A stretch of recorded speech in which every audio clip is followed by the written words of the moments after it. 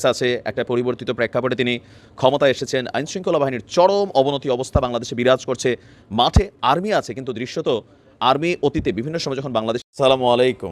আজকের এই ভিডিওটি প্রত্যেক যারা আমাকে ইউটিউবে দেখছেন বা ফেসবুকে দেখছেন, ভিডিওটা সর্বোচ্চ শেয়ার করবেন। কেউ বলছে যে এটা তো তোমাদের তৈরি করাই সরকার, তোমরাই তো ছাত্ররা কোথাও না কোথাও ডক্টর মোহাম্মদ ইউনূসকে নিয়োগ দিয়েছো, বা বাকি যারা উপদেষ্টা আছেন তাদের বেলায়ও তোমাদের পজিটিভ বক্তব্য ছিল, তো এখন তাদেরকে এভাবে অপমানমূলক শব্দ তোমরা কেন ব্যবহার করছো? তোমরা তো ভিন্ন ভাষায় কথা বলতে পারতে, কারণ তোমরা তো জাতির মেরুদণ্ড বা ছাত্র, তাই না? সবাই শিক্ষিত।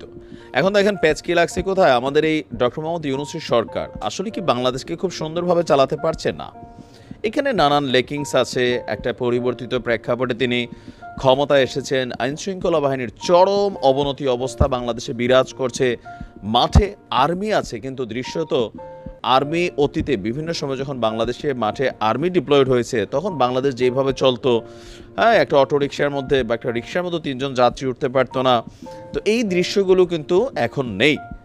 মানে কার্যত আর্মি যে আছে এটা বোঝারই সুযোগ নেই। তো এরকম নানান কিছু আসলে এই মুহূর্তে আছে। এর মাঝখানে বৈষম্যবিরোধী ছাত্র আন্দোলনে যারা অংশগ্রহণ করেছিল, এদের মধ্যে 3 জন ছাত্র বা ছাত্রী সহ তাদেরকে গুপ্ত হত্যা করা হয়েছে, দাবি হচ্ছে বৈষম্যবিরোধী ছাত্রদের।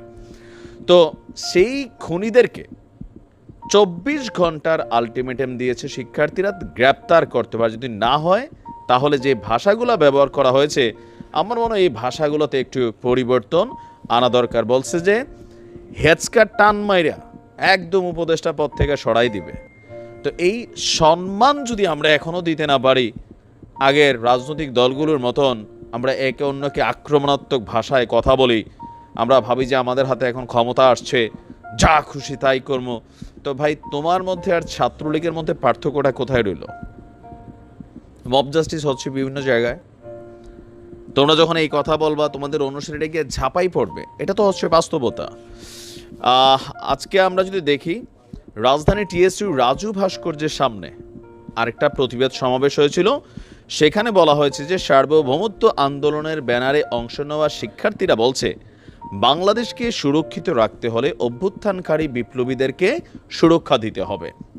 24 ঘন্টার মধ্যে যারা গুপ্ত হত্যাকারী তাদেরকে গ্রেপ্তার করতে হবে, আর যদি না হয় তাহলে আইন, স্বরাষ্ট্র ও পররাষ্ট্র উপদেষ্টার বিরুদ্ধে আন্দোলনে নামা হবে। এই যে কথায় কথায় আন্দোলন, কথায় কথায় রাজপথে নেমে যাব, এগুলা কিন্তু নান্দনিকতা হারাচ্ছে। তোমরা সারা বাংলাদেশের তারা এই মুহূর্তে আমার মনে হয় আর কি যে ছাত্ররা মাঠে নেমা অন্তত আইন উপদেষ্টা আসিফ নজরুলকে সরানোর ক্ষমতা তোমাদের নাই, আর এটা তোমরা পারবে না। বিএনপি এটাতে বাধা দিবে, সরকারও, ইউনূস সরকারও এটা শুনবে না, বা তোমাদের যারা বন্ধুর উপদেষ্টা পদে আছে তারাও এটা মানবে না।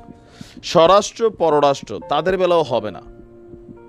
এখন স্বরাষ্ট্রের উপরে কেন দায়টা আসে? মেইন কারণ হচ্ছে যে যেহেতু আমাদের পুলিশ সহ বিভিন্ন সেক্টরগুলো তাদের সাথে কানেক্টেড।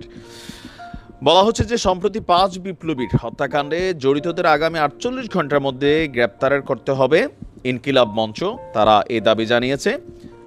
হাদি শরীফ ওসমান হাদি সংগঠনের মুখপাত্র, তিনি বলছেন যে জুলাই বিপ্লবে নেতৃত্বদানকারী ছাত্র জনতাকে জঙ্গি লীগের গুপ্ত হত্যা এবং বিপ্লবীদের নিরাপত্তা প্রদানে ব্যর্থ সরকার তো কিভাবে দিবে? প্রত্যেকের পিছনে কি 2 জন করে পুলিশ লাগাবে? এটা তো অসম্ভব, তাই না? এটা কোনোভাবেই সম্ভব না। 5 জন বিপ্লবীকে হত্যায় জড়িতদের শুধু গ্রেপ্তার নয়, অনতিবিলম্বে শাস্তি নিশ্চিত করতে হবে। আমরাও চাই যে কোনো খুনের বিচার ডাইরেক্ট ক্রসফায়ার ছাড়া, আমি মনে করি আর কোনো দরকার নাই, ডাইরেক্ট ক্রসফায়ার করে দিতে হবে, দৃষ্টান্তমূলক শাস্তি দিতে হবে। দাবি না মানলে আগামী রোববার একটা কর্মসূচি তারা ঘোষণা করেছে।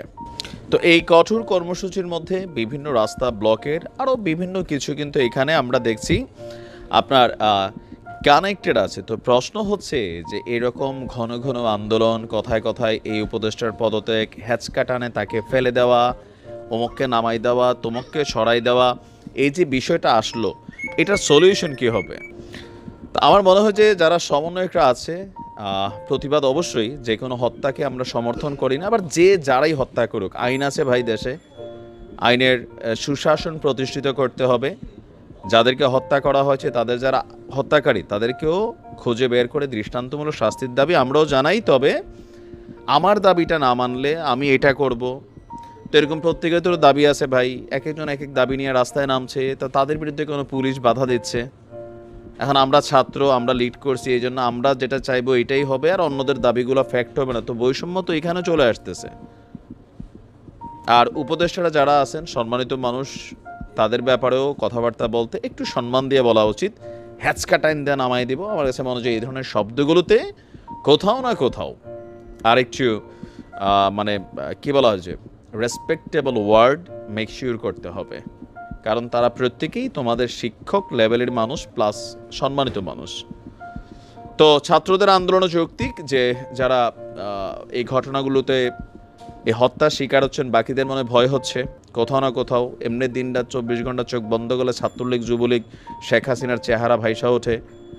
আবার ছাত্ররা বলেও, বাস্তবতা এইটাও, আওয়ামী লীগ সুযোগ পাইলে ঘটনা ঘটাবে, কারণ একটা সাম্রাজ্য আপনি গুড়াই দিচ্ছেন, তাই না? যে কোনো ঘটনা ঘটাই দেওয়া সোজা, বাট আফটার দ্যাট আপনি এটাকে কীভাবে ট্যাকল দেবেন সেটা খুবই জরুরি।